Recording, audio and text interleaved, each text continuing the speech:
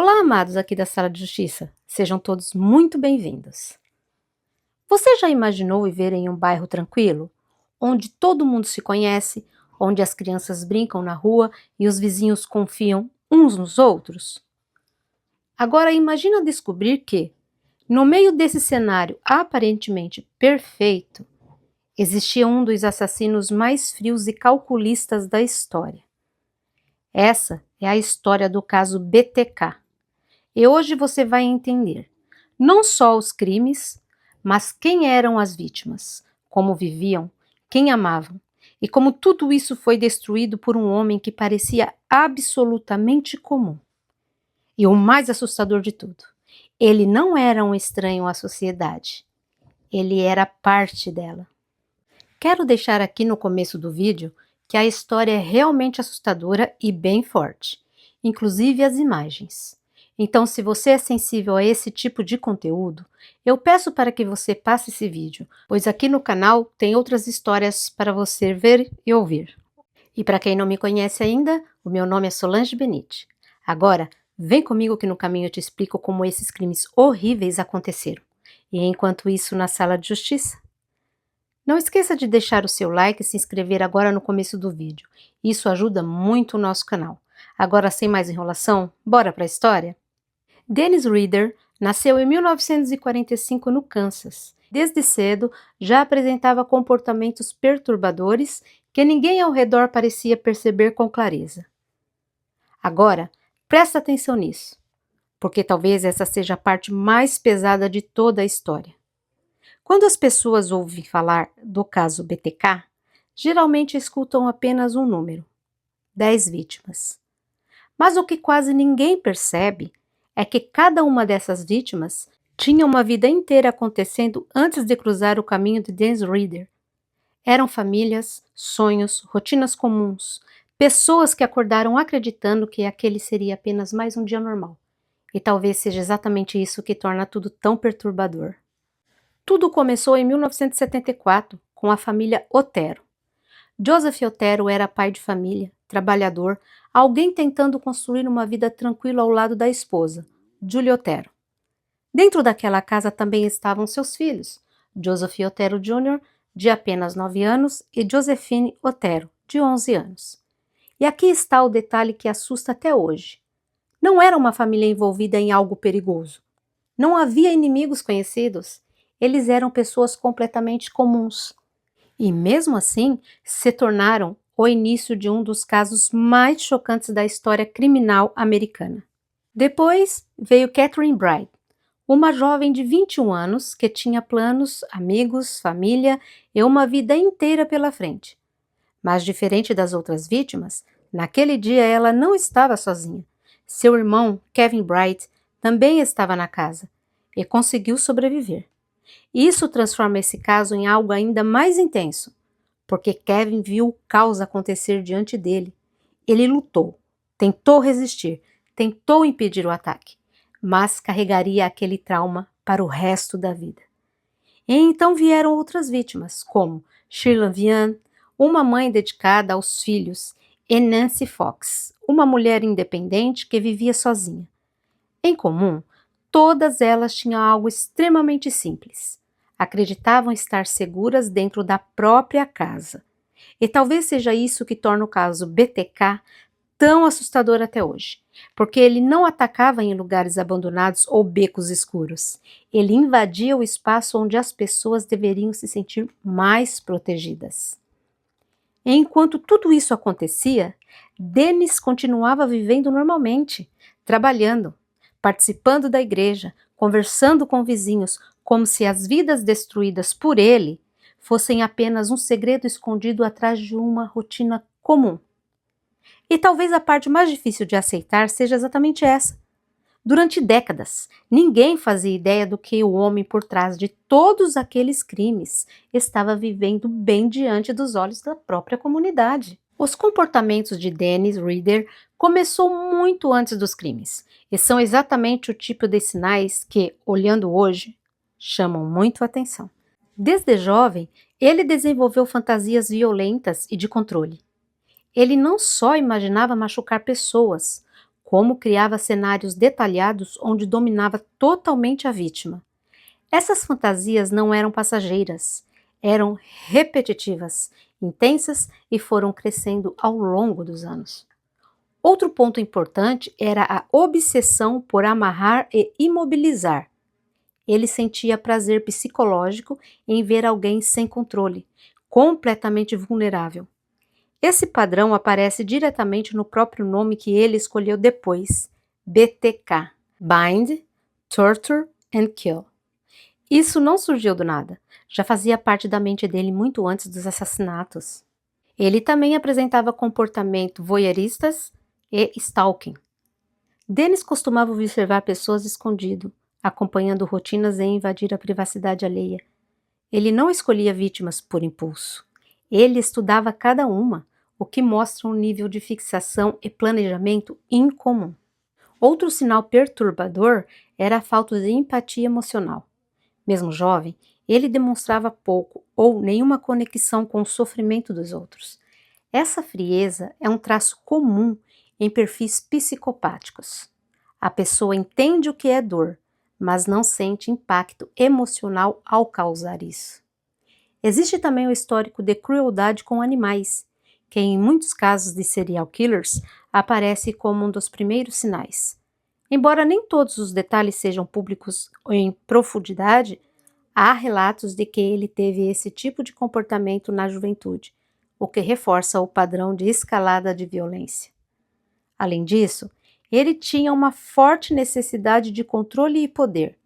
Ele se sentia insignificante na vida real, então criava uma identidade secreta onde ele era dominante. Isso explica porque ele não apenas cometia os crimes, mas também escrevia cartas para a polícia e mídia. Ele queria reconhecimento. E talvez o comportamento mais assustador de todos, a capacidade de viver uma vida dupla perfeita. Enquanto alimentava essas obsessões, ele conseguia parecer completamente normal. Pai de família, membro ativo da igreja, trabalhador comum. Essa dissociação entre aparência e realidade é o que tornou ele tão difícil de ser descoberto. Dennis cresceu em uma família comum, com pais trabalhadores e irmãos. Mas dentro dele existia algo que não se encaixava. Enquanto outras crianças brincavam normalmente, Dennis desenvolvia fantasias sombrias e obsessivas. Ele se sentia invisível, ignorado, e isso foi alimentado por um desejo profundo de controle e poder. Para quem olhava de fora, ele era apenas mais um garoto comum. Mas por dentro, algo estava sendo construído lentamente. Existe uma coisa sobre o caso BTK que deixa essa história ainda mais assustadora, porque quando as pessoas pensavam em serial killers, imaginavam alguém isolado, estranho, alguém que claramente parece perigoso. Mas Dennis Rader era exatamente o contrário disso. Enquanto famílias choravam perdas irreparáveis e a polícia tentava desesperadamente encontrar respostas, ele continuava vivendo uma vida completamente normal. E talvez seja justamente isso que torna tudo isso tão perturbador. Durante o dia, ele era visto como um cidadão responsável, trabalhava, frequentava a igreja, conversava com vizinhos, cuidava da família e participava da comunidade como qualquer outra pessoa. Ninguém olhava para ele com desconfiança. Ninguém imaginava que por trás daquela aparência tranquila existia alguém capaz de observar vítimas por semanas, invadir casas e destruir vidas inteiras sem demonstrar remorso. É quase impossível imaginar duas realidades tão opostas existindo dentro da mesma pessoa.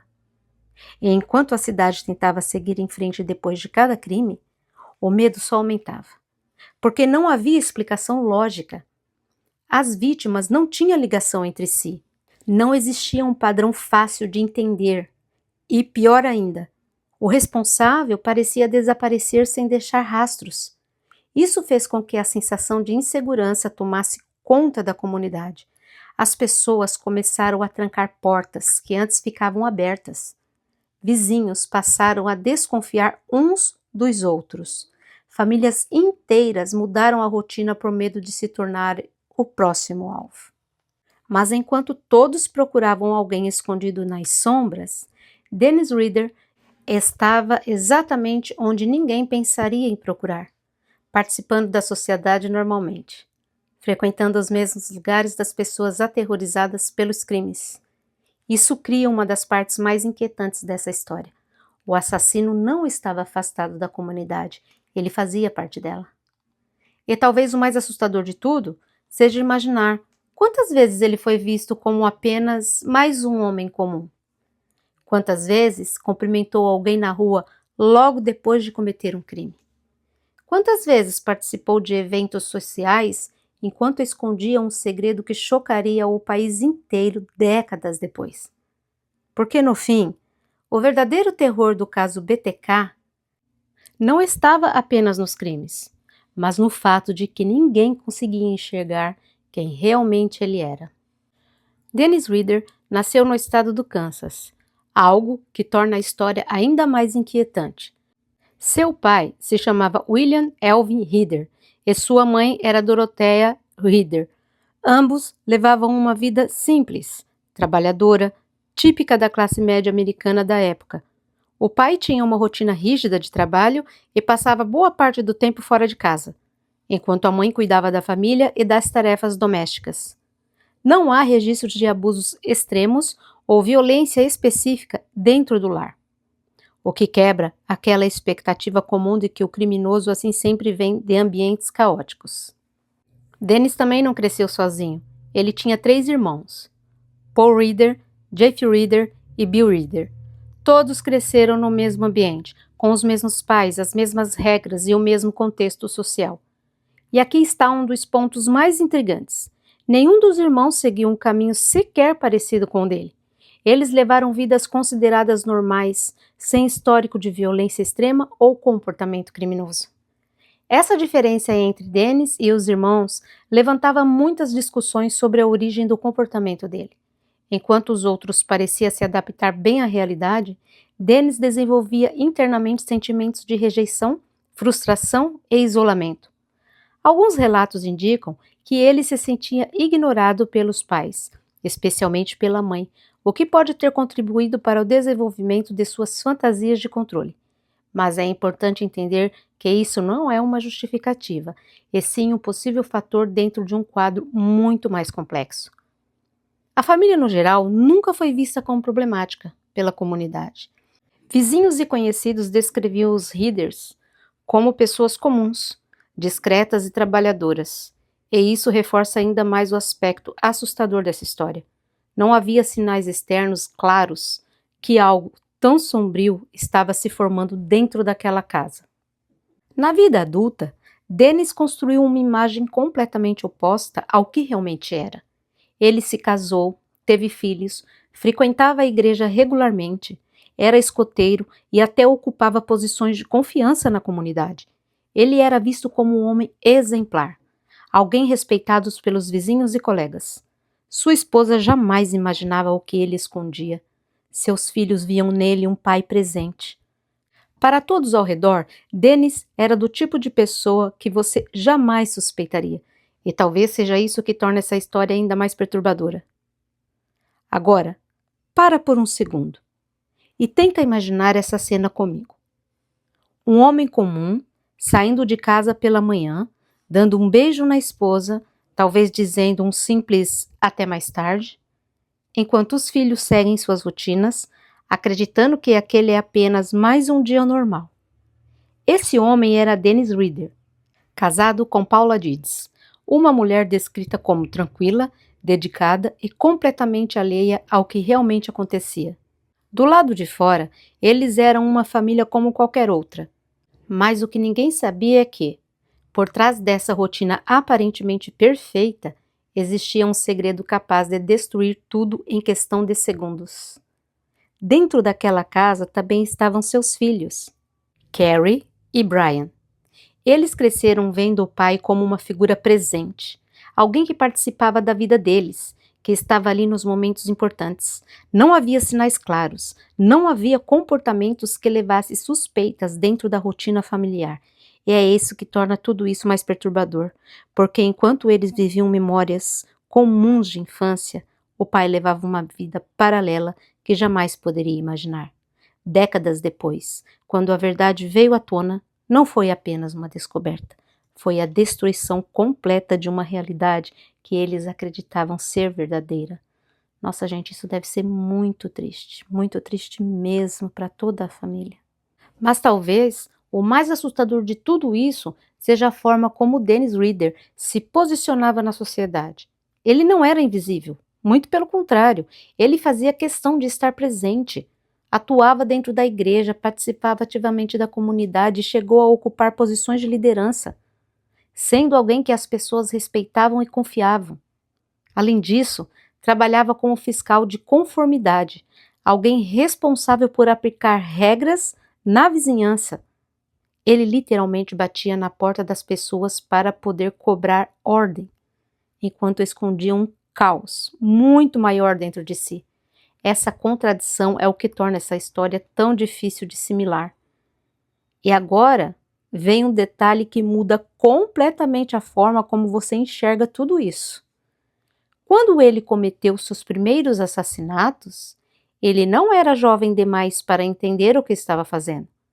Dennis Reader tinha cerca de 28 anos, um adulto, alguém que já tinha consciência, já entendia consequências, já estava inserido na sociedade.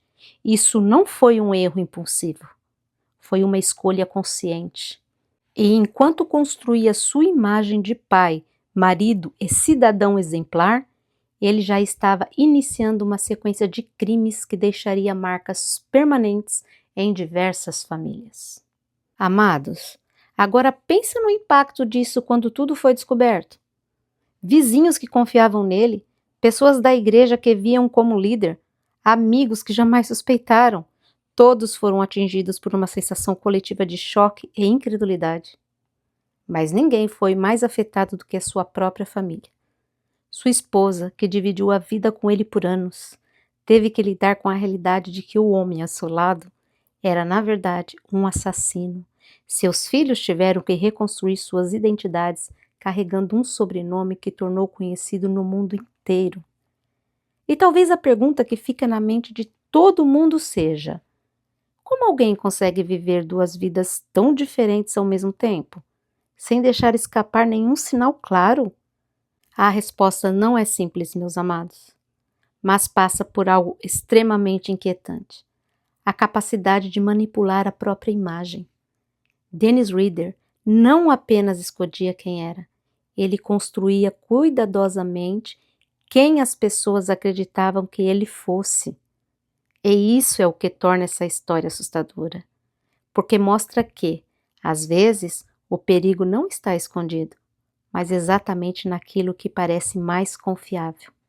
A primeira vítima conhecida foi a família Otero, em 1974. Joseph Otero, um pai dedicado, trabalhava duro para sustentar sua família.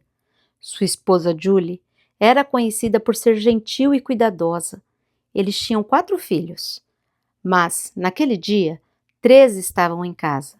Joseph Jr., de 9 anos, Josephine, de apenas 11 anos, era uma família comum, cheia de sonhos, planos e uma rotina simples, até que tudo mudou de forma brutal. Dennis invadiu a casa, amarrou cada um deles e, com uma frieza assustadora, tirou suas vidas. Ele não demonstrou pressa, não demonstrou emoção, apenas controle. Agora, a gente entra em uma das partes mais pesadas e difíceis dessa história. Assim como eu falei para vocês lá no começo do vídeo, amados. Essa história ela é muito forte, tá? Inclusive as imagens. Se você achar que não deve, pula para o outro vídeo, ok? Na manhã de 15 de janeiro de 1974, Dennis Reader decidiu executar aquilo que ele chama de projeto. O alvo era a família Otero. Ele já vinha observando a casa há dias, estudando os horários, entendendo quem estaria ali.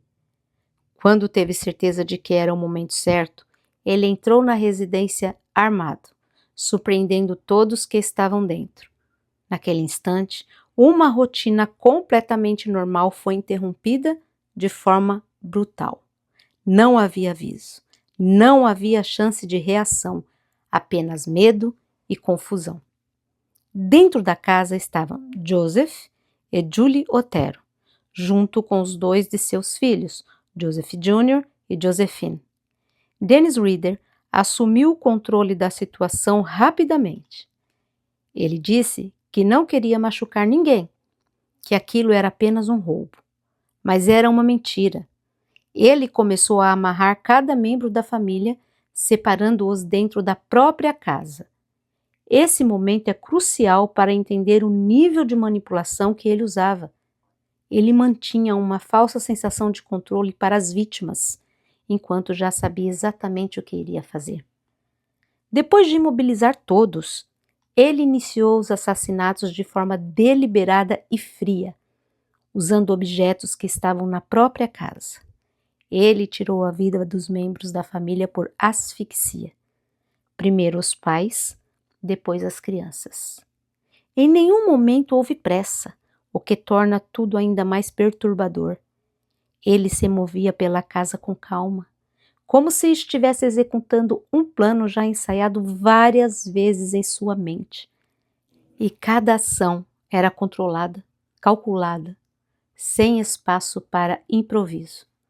Um dos momentos mais chocantes envolve a filha mais nova, Josephine. Após já ter atacado os outros membros da família, Dennis Reader levou a menina para o outro cômodo da casa. Ali, isolada, sem ninguém para ajudar, ela se tornou a última vítima daquele dia.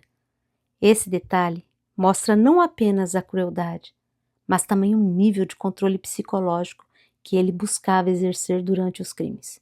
Para ele, não era apenas sobre matar, era sobre dominar completamente a situação. Depois de tudo, ele permaneceu na casa por mais algum tempo. Isso é algo que muitas pessoas não sabem. Ele não fugiu imediatamente. Ele caminhou pelo local, observou o que havia feito, como se estivesse absorvendo aquele momento. E em seguida, saiu da casa e simplesmente voltou para a sua vida normal, como se nada tivesse acontecido. Enquanto isso, amigos, familiares e vizinhos começavam a perceber que algo estava errado, mas já era tarde demais.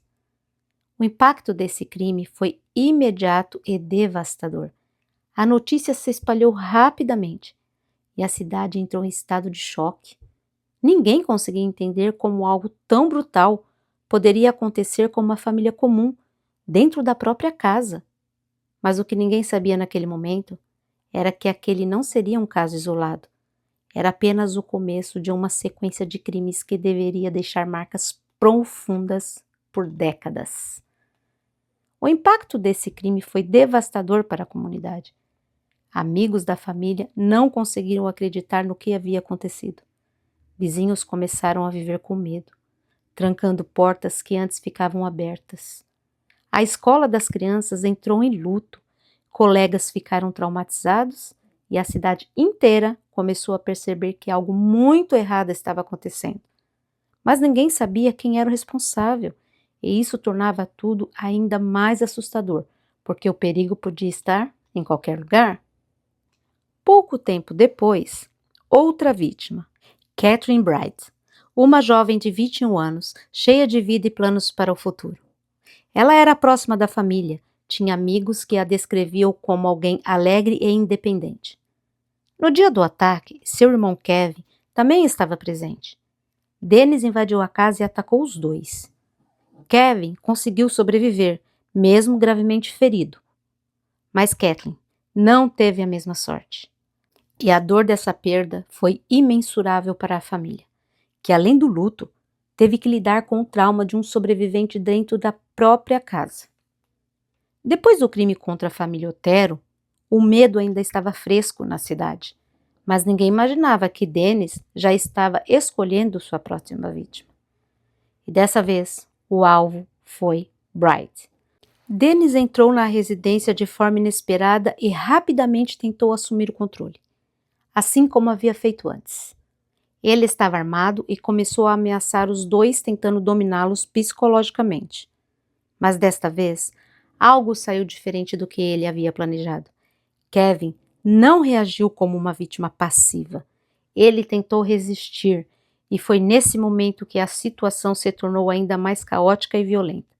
Durante o confronto, Kevin entrou em luta corporal com o invasor. Isso não fazia parte do roteiro que Dennis havia imaginado. A resistência quebrou o padrão de controle que ele buscava em seus crimes.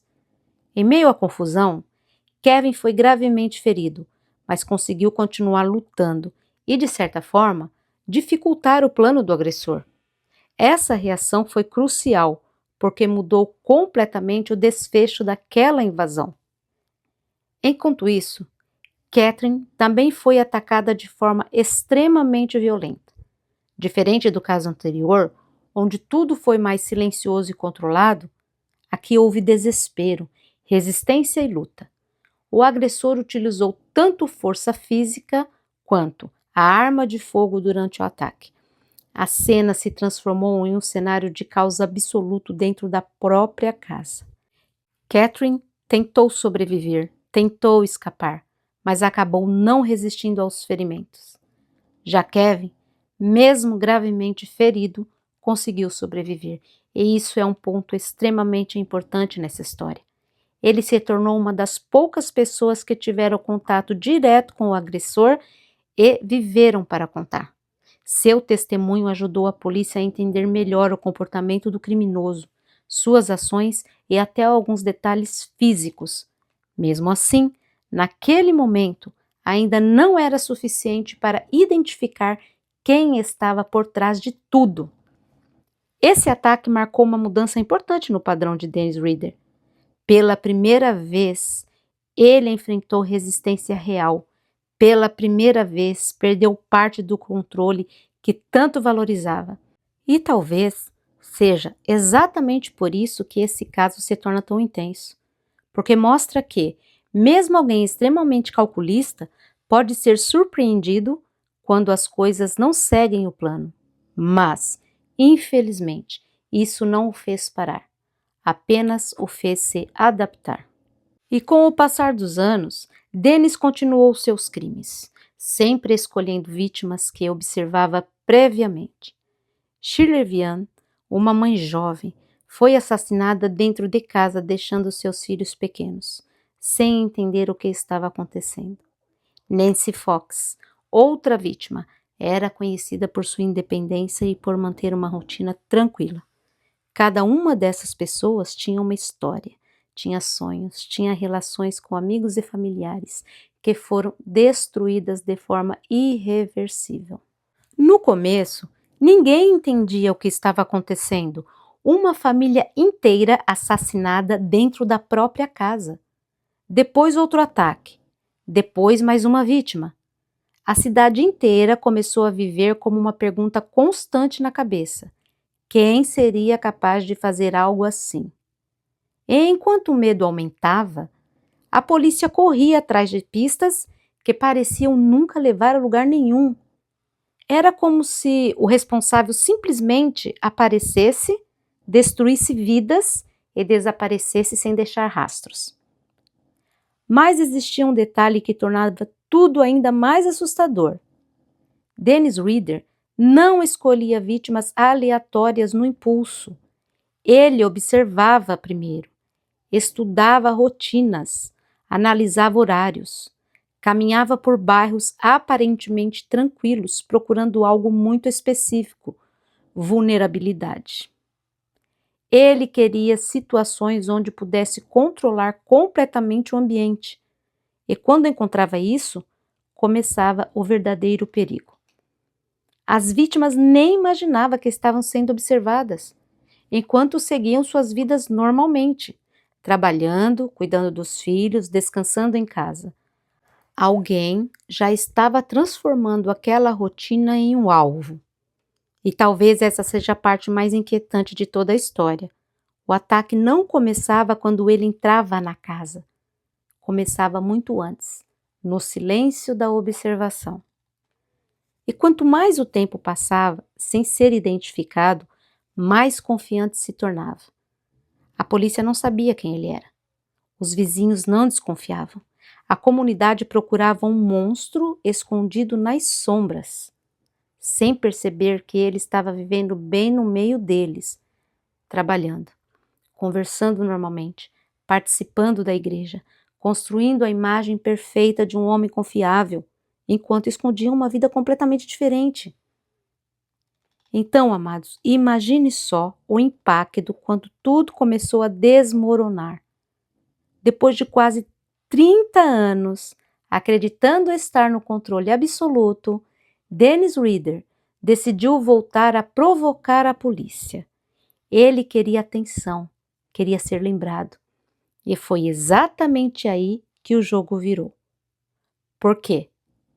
O homem que passou décadas manipulando investigações estava prestes a cometer o erro que acabaria com tudo. Um simples disquete. Foi isso. Não uma perseguição cinematográfica. Não uma testemunha inesperada. Apenas um pequeno objeto enviado por alguém arrogante o suficiente para acreditar que continuava intocável. Mas escondido naquele disquete havia algo que ele não percebeu. Rastros. Pequenos detalhes digitais que começariam a puxar o fio de toda a história. E naquele momento, sem imaginar, Dennis Rader já estava caminhando diretamente para sua própria queda. Agora aqui, amados, existe uma pergunta que muita gente se faz quando começa a entender este caso. Será que ele matava todas as vítimas da mesma forma? E a resposta não é tão simples quanto parece. Porque quando você olha de longe, tudo parece seguir um padrão. Mas quando você começa a entrar nos detalhes, você percebe algo muito mais inquietante. Dennis Rader não estava preso a um único método. O que ele seguia, na verdade, era uma ideia, uma necessidade obsessiva de controle. E isso mudava completamente a forma como cada crime acontecia. No caso da família Otero, por exemplo, tudo foi extremamente calculado. Ele entrou, dominou o ambiente, amarrou cada uma das vítimas e conduziu a situação com uma frieza assustadora.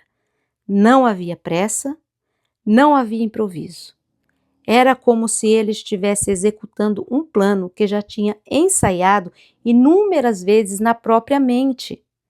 Ali, o método principal era claro: imobilizar, controlar e então tirar a vida de forma silenciosa. Era exatamente o tipo de cenário que ele buscava, onde ninguém poderia reagir.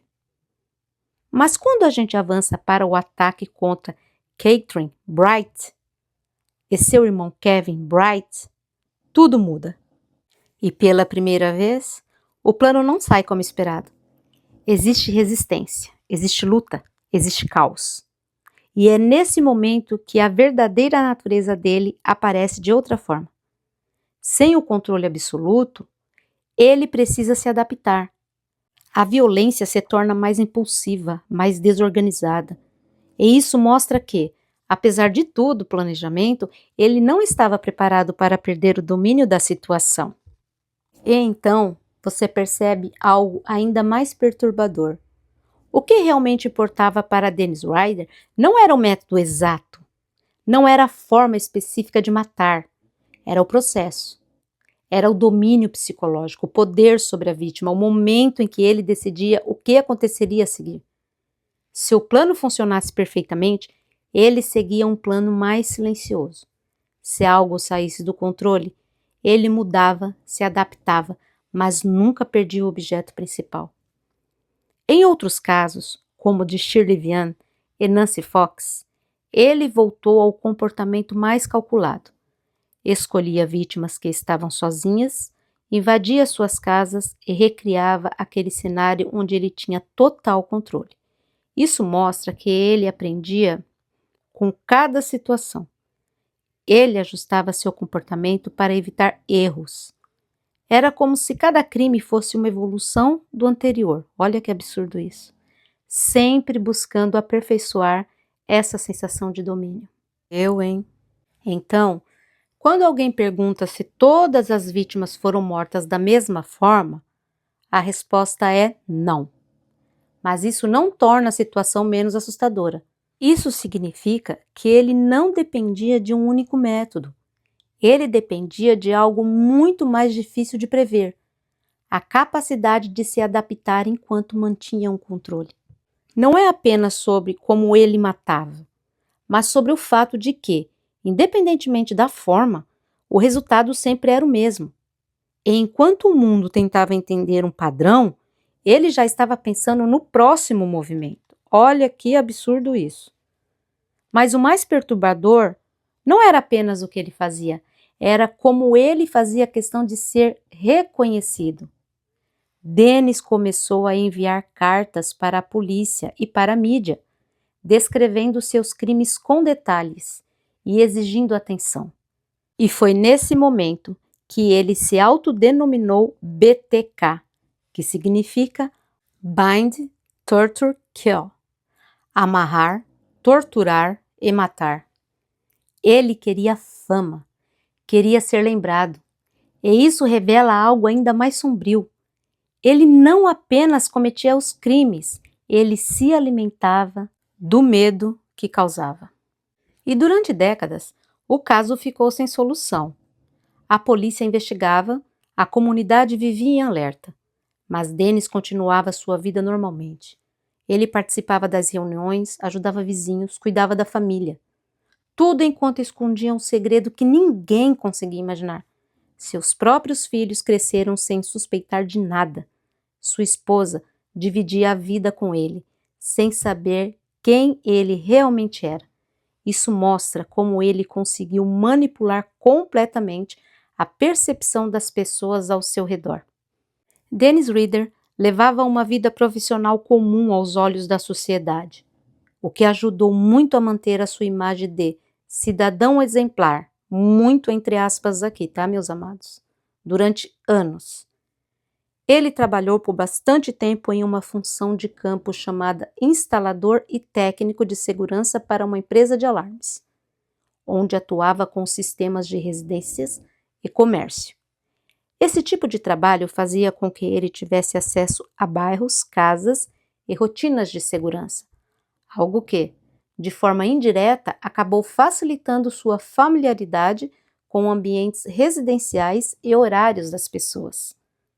Mais tarde, ele assumiu um cargo ainda mais importante na cidade de Park City, no Kansas. Ele se tornou um Compliance Officer, oficial de conformidade. Na prática, isso significa que ele era responsável por fiscalizar se os moradores estavam seguindo regras municipais, como manutenção de quintais, lixo, padrões de propriedades e outras normas locais. Esse detalhe é exatamente significativo no caso dele, porque colocava Dennis Rader em uma posição de autoridade dentro da comunidade. Ele tinha poder simbólico sobre os vizinhos. Era alguém que podia literalmente ir até a casa das pessoas para cobrar regras. Olha que... Ai, é impensável uma coisa dessa, gente. Terrível. E além disso, ele também esteve envolvido como líder de escoteiros, Boy Scouts, o que reforçava ainda mais a confiança pública nele. Ele era visto como alguém disciplinado, responsável e envolvido com a comunidade, especialmente com jovens. Em resumo, ele não tinha um trabalho secreto ou algo fora da lei visível. Pelo contrário, ele ocupava funções que exigiam confiança, contato com familiares e presença constante na comunidade. E é justamente isso que torna o caso tão assustador.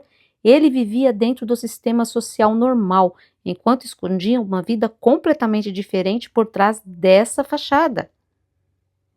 E em 2004, depois de anos em silêncio, Dennis voltou a se comunicar com a mídia. Ele queria atenção novamente, queria reviver o medo, e foi exatamente isso que acabou levando à sua captura.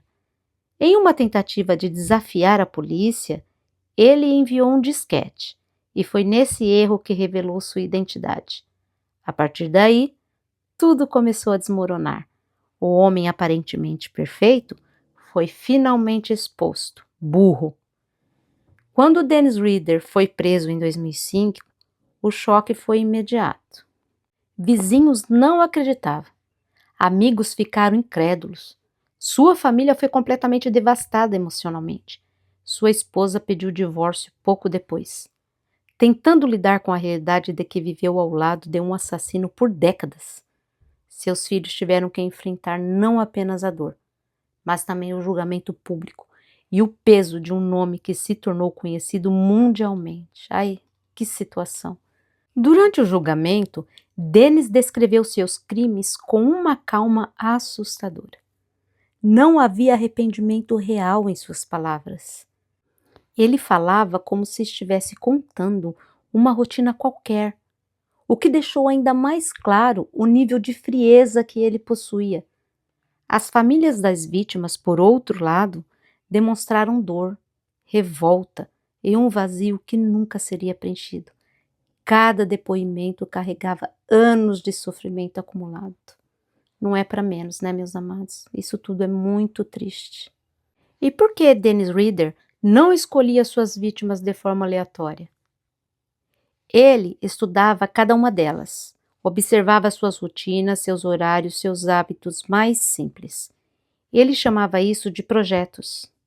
Para ele, cada ser humano que cruzava seu caminho não era uma pessoa com sentimentos, famílias e sonhos. Era um alvo. E isso muda completamente a forma como enxergamos esses crimes. Não foi impulso, não foi acaso. Foi planejamento frio, calculado, quase metódico. Ele passava dias, às vezes semanas, apenas observando, esperando o momento perfeito para atacar. Existe um detalhe nesse caso que muda completamente a forma como você enxerga os crimes, porque Dennis Rader não agia como alguém que simplesmente escolhia vítimas, ele agia mais como alguém que selecionava cenários, casas, rotinas, momentos específicos onde ele acreditava ter total vantagem. E isso é o que torna tudo ainda mais calculado e perturbador. Ele não saía procurando qualquer pessoa na rua, ele observava primeiro, esperava, analisava cada movimento antes de decidir agir. Na mente dele, o mais importante não era quem estava dentro da casa, mas sim o nível de controle que ele poderia exercer ali dentro. Ele procurava situações onde as pessoas estivessem em vulnerabilidade total, dentro do próprio lar, onde, teoricamente, deveriam estar seguras. Esse é o ponto mais assustador dessa lógica. Ele transforma o espaço mais íntimo de uma pessoa em um cenário de domínio absoluto.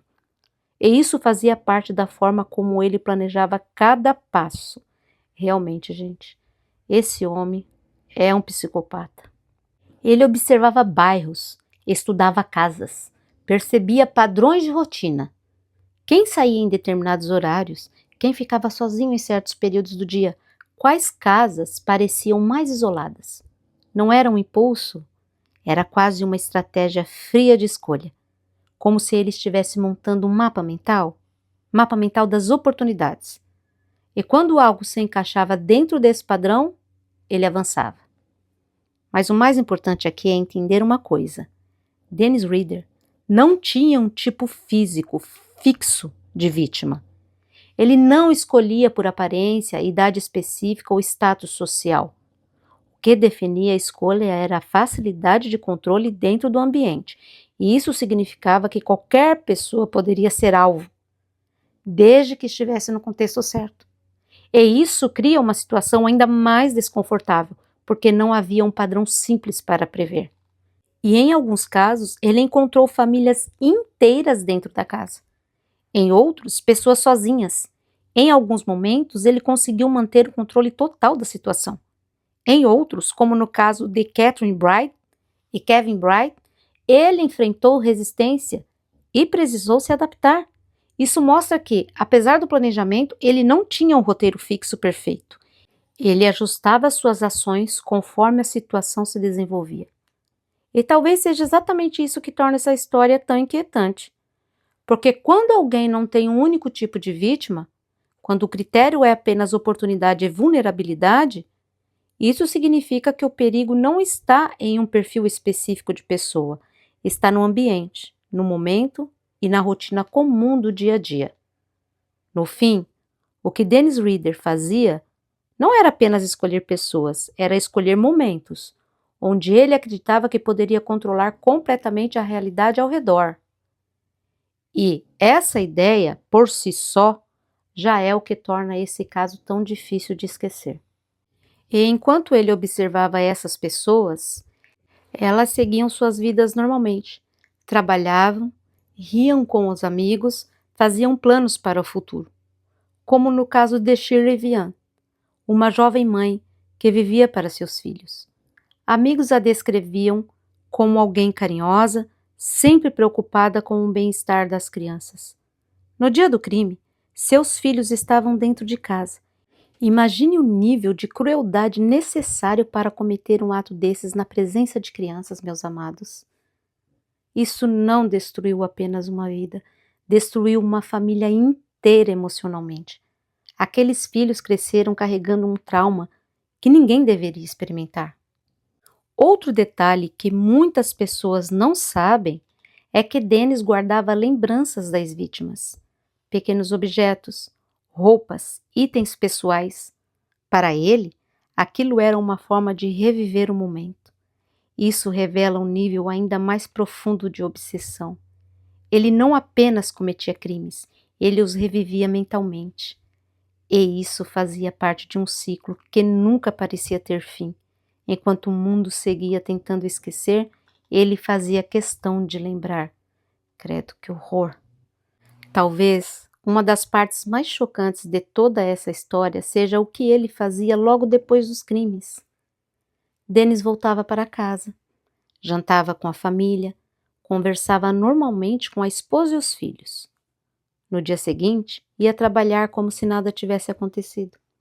Essa dualidade é difícil de compreender. Como alguém pode viver duas vidas tão opostas ao mesmo tempo? Como ninguém percebeu? A resposta está justamente na habilidade dele de manipular sua imagem. Ele sabia exatamente como parecer normal, muito entre aspas esse normal aqui, viu, meus amados? Até mesmo porque, de normal, ele não tem nada. Durante os anos em que Dennis permaneceu sem ser identificado, a polícia chegou a ter várias pistas, mas nenhuma levava diretamente até ele. Isso aumentava ainda mais a confiança de Dennis. Em suas cartas, ele zombava das autoridades. Ele era um abusado. Ele fazia perguntas, dava pistas falsas. Olha isso! Era como um jogo para ele. Um jogo perigoso onde ele acreditava estar sempre um passo à frente. E por muito tempo, ele realmente esteve. Agora existe um detalhe nesse caso que deixa tudo ainda mais impressionante. Porque, enquanto a cidade inteira vivia com medo e a polícia tentava entender quem estava por trás dos crimes, Dennis simplesmente desapareceu dos registros por décadas. Não fisicamente, mas como identidade criminosa. Ele continuou vivendo normalmente, como se nada tivesse acontecido. E isso levantava uma pergunta assustadora. Como alguém consegue ficar tanto tempo sem ser identificado dentro da própria comunidade? Entre o primeiro crime, em 1974, e a prisão em 2005, se passaram cerca de 30 anos. 3 décadas inteiras em que o responsável pelos crimes do BTK estava andando pelas mesmas ruas, frequentando os mesmos lugares, convivendo com pessoas que não faziam ideia de quem ele realmente era. Durante esse período, ele construiu uma vida pública completamente comum, enquanto o caso permanecia sem solução. A polícia tinha pistas, investigações, suspeitos, mas nenhuma ligação direta conseguia apontar para ele.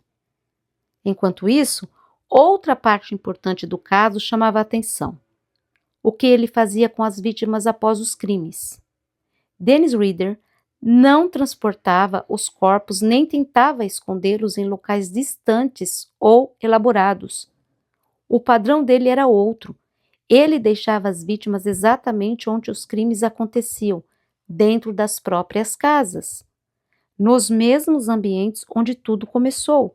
Isso fazia com que o local do crime se tornasse também o local da descoberta, o que impactava profundamente as investigações e aumentava o medo da comunidade. No caso da família Otero, por exemplo, tudo permaneceu dentro da residência. Em outros casos, como o de Nancy Fox, o cenário foi o mesmo. O crime e o desfecho aconteceu no próprio espaço da vítima. Não havia deslocamento, não havia ocultação sofisticada. Isso mostra que o objetivo dele não era esconder o que havia feito de forma complexa, mas sim de controlar completamente aquele ambiente até o último momento. E aqui está um ponto mais perturbador dessa estratégia. Ao deixar as vítimas nos próprios locais, ele não apenas simplificava suas ações, ele também prolongava o impacto psicológico nas investigações e na comunidade. Cada casa se tornava um símbolo do medo. Cada endereço se transformava em lembrança permanente do que havia acontecido ali dentro. Enquanto isso, por trás dessa sequência de crimes, Dennis Rader continuava invisível como suspeito. Ele não estava escondido em outro país, não estava foragido. Ele estava ali, vivendo uma rotina normal, trabalhando, participando da comunidade. E isso é o que torna essa história tão difícil de compreender. Não foi uma fuga, foi uma presença constante, sem identificação. E talvez o mais assustador é essa combinação. Um criminoso que não desaparece, que não muda de identidade, que não foge, mas que permanece por 30 anos dentro da mesma sociedade, sem ser reconhecido. Isso transforma o caso BTK em algo muito maior do que uma investigação policial, e sim em um lembrete de como o desconhecido pode estar escondido dentro do cotidiano mais comum. Então vocês devem estar se perguntando, meus amados, mas o que levou Dennis Rader a cometer um erro depois de tantos anos? A resposta pode estar em algo simples: ego. Ele queria reconhecimento, queria que o mundo soubesse quem ele era. Ele não aceitava a ideia de ser esquecido. E foi exatamente esse desejo que o fez voltar a se comunicar com a mídia em 2004. Depois de décadas em silêncio, ele decidiu reacender o terror. Só que dessa vez, o mundo era diferente. A tecnologia havia evoluído e isso mudou tudo, graças a Deus. E quando ele enviou o disquete para a polícia, acreditava que não seria rastreado, mas ali estava o erro que encerraria sua trajetória. Os investigadores conseguiram recuperar informações que levavam diretamente até ele. O nome da igreja onde ele participava, registros digitais, tudo começou a se conectar. E pela primeira vez em décadas, o quebra-cabeça finalmente fazia sentido. O homem que ninguém suspeitava era exatamente aquele que estava diante deles o tempo todo. E agora chega um dos momentos mais decisivos de toda essa história.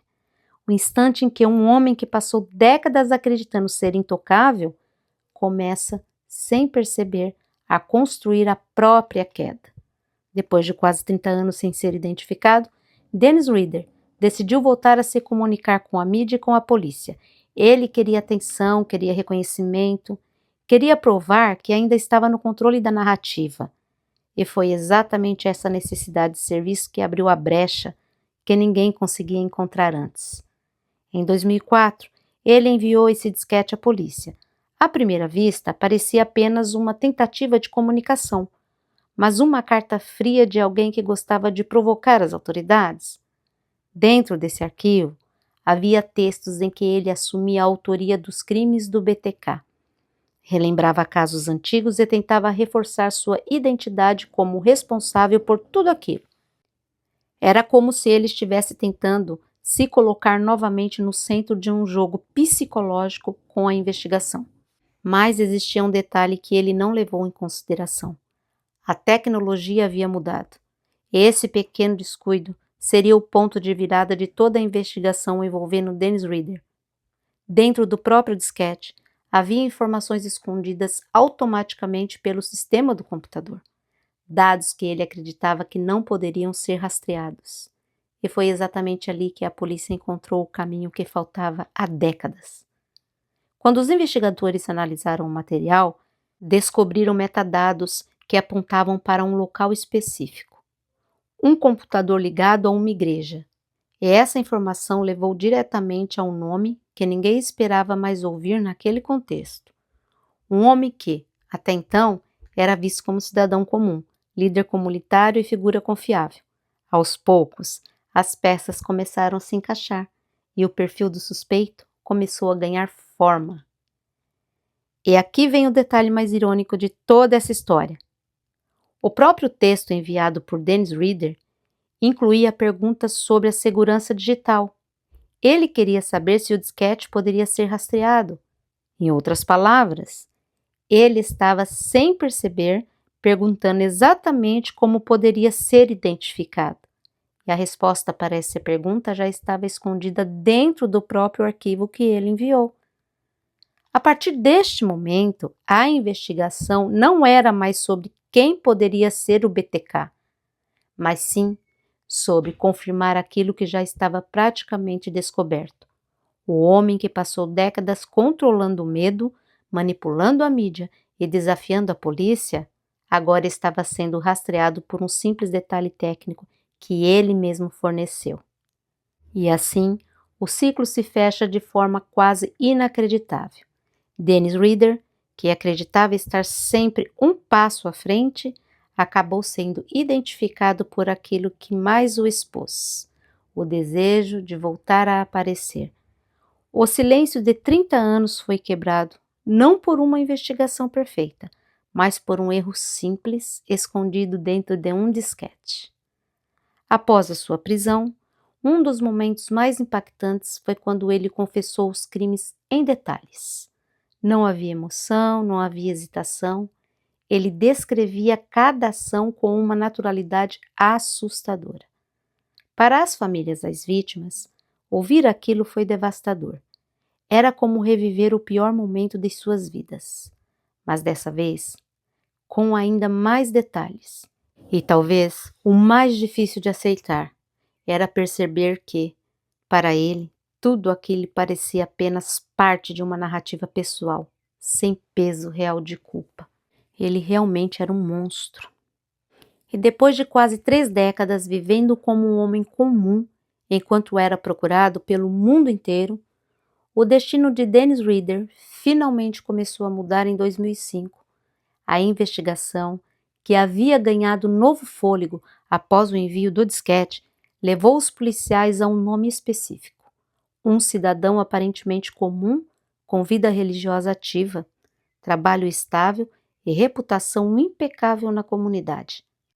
Nada nele chamava atenção à primeira vista. E talvez seja exatamente isso que tornou tudo ainda mais chocante. No dia 25 de fevereiro de 2005, a polícia decidiu agir. Eles foram até o local de trabalho de Dennis Rader, na cidade de Park City, Kansas. Ele atuava como oficial de conformidade da cidade, um cargo que envolvia fiscalização de regras locais, como eu já havia dito. Ou seja, ele era literalmente alguém que cobrava ordem dos outros enquanto escondia um passado completamente oposto a tudo isso. A abordagem foi feita de forma discreta. Os policiais não fizeram uma prisão imediata e chamativa no meio da rua. Primeiro, eles coletaram informações e confirmaram a identidade dele. Em seguida, o levaram para o interrogatório. E é nesse momento que a tensão da história muda completamente de nível. Porque, pela primeira vez em décadas, ele não estava mais no controle da situação. Graças a Deus. Durante o interrogatório, os investigadores começaram a confrontá-lo com as evidências. O disquete, os metadados, as ligações com a igreja e todo o conjunto de informações que apontavam diretamente para ele. Aos poucos, a máscara de cidadão comum começou a desmoronar. E então veio o momento decisivo. Quando questionado diretamente, Dennis Rader acabou admitindo os crimes. Depois da confissão inicial, ele foi formalmente preso. Não houve resistência significativa, não houve fuga. Apenas o fim de uma história que se estendeu por quase 30 anos de mistério e medo. A partir dali, o homem que antes era visto como pai de família, líder comunitário e funcionário público, passou a ser reconhecido pelo nome que marcou sua trajetória criminosa: BTK. A prisão de Dennis Rader não foi apenas o encerramento de uma investigação, foi o colapso de uma identidade inteira construída ao longo de décadas. E o mais impactante é que tudo começou a ruir não por uma descoberta complexa ou uma captura cinematográfica, mas por um erro simples, cometido por alguém que acreditava que nunca seria encontrado. Além de tudo, ele era prepotente. A esposa de Dennis, completamente destruída emocionalmente, optou por se afastar imediatamente. Ela nunca participou dos crimes, nunca soube de nada, mas teve que lidar com as consequências de algo que não escolheu. Seus filhos também desapareceram da vida pública, tentando reconstruir suas identidades longe do sobrenome que ficou marcado para sempre. Essa é uma parte da história que muitas vezes é esquecida, o impacto indireto, mas profundo, nas pessoas que estavam ao redor dele.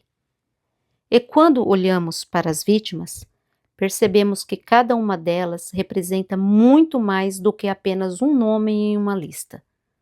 Joseph e Julie Otero eram pais dedicados. Seus filhos tinham sonhos, tinham futuro inteiros pela frente. Catherine Bray era jovem, cheia de possibilidades. Nancy Fox tinha sua independência, sua rotina, sua vida construída. Shirley Vian era mãe e deixou filhos que cresceram sem sua presença. Cada história interrompida deixa uma marca que nunca desaparece completamente. Quando se fala em Dennis Rader, o número oficial confirmado pela polícia é de 10 vítimas fatais. Mas por trás desse número existe algo muito mais profundo. Histórias interrompidas, famílias destruídas e vidas inteiras que deixaram de existir em 1974 e 1991. E para entender o impacto real desse caso, não basta olhar para as estatísticas. É preciso enxergar quem eram essas pessoas. Essas são as vítimas principais confirmadas no conjunto de 10 mortes atribuídas ao BTK. O que conecta todas elas não é apenas o número, mas o padrão psicológico por trás dos ataques. Invasão de espaço íntimo, domínio da situação e destruição total da sensação de segurança dentro da própria casa. E amados, e quando a gente junta tudo isso, o número 10 deixa de ser apenas estatística. Ele se transforma em 10 histórias interrompidas, 10 famílias marcadas para sempre, e um único homem que conseguiu viver décadas escondido atrás de uma vida normal, enquanto carregava esse histórico inteiro sem ser descoberto. Hoje, Dennis Rader cumpre prisão perpétua, sem possibilidade de liberdade. Mas o impacto dos seus crimes permanece vivo. As famílias das vítimas continuam lidando com uma ausência, com memórias interrompidas, com histórias que nunca tiveram um final feliz. E a comunidade que um dia foi tranquila, nunca mais voltou a ser a mesma. Essa história não é apenas sobre um assassino. É sobre pessoas reais que tiveram suas vidas destruídas. É sobre famílias que perderam filhos, mães, pais. É sobre o medo que pode se esconder atrás de uma aparência comum. E talvez a parte mais assustadora de tudo isso seja justamente essa. O mal nem sempre parece aquilo que a gente espera. Às vezes, ele sorri e cumprimenta, e vive ao nosso lado sem que a gente perceba. O caso BTK também não é apenas sobre crimes, é sobre como o mal pode se esconder em lugares inesperados. é sobre como alguém pode construir uma máscara tão convincente que ninguém ao redor consegue enxergar o que realmente está por trás. E talvez a pergunta que fica seja: quantas vezes a gente confia em aparências sem realmente conhecer quem está por trás delas? No fim, essa história serve como um lembrete perturbador de que nem todo perigo vem de fora. Às vezes, ele está mais próximo do que imaginamos, vivendo uma vida aparentemente comum, cumprimentando você na rua, participando da mesma comunidade. E isso é o que torna o caso BTK tão assustador, porque ele não era apenas um monstro escondido, ele era alguém que parecia completamente normal. Meus amados, Dennis Rader ainda está vivo atualmente e continua preso nos Estados Unidos.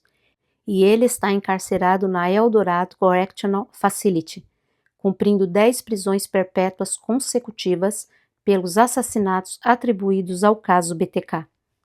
Ele nasceu em 1945, então hoje ele tem cerca de 81 anos.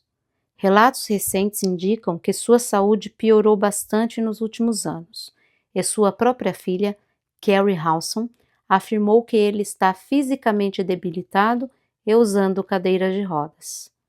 Mesmo preso desde 2005, o nome de Dennis Rader ainda aparece em investigações modernas, porque autoridades continuam analisando a possibilidade de ligação dele com outros casos antigos não resolvidos.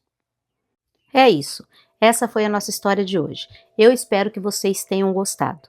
Não esqueça de deixar nos comentários a opinião de vocês sobre esse caso. Muito obrigada por sua presença aqui. Curte, comente, compartilhe esse vídeo porque isso ajuda muito o canal. E se você se interessa por histórias de crimes reais, você está no lugar certo.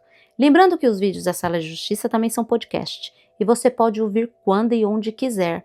Não perca os próximos episódios porque histórias assim você só encontra aqui, na Sala de Justiça. Muito obrigada por sua presença aqui, beijos da Sol e até a próxima!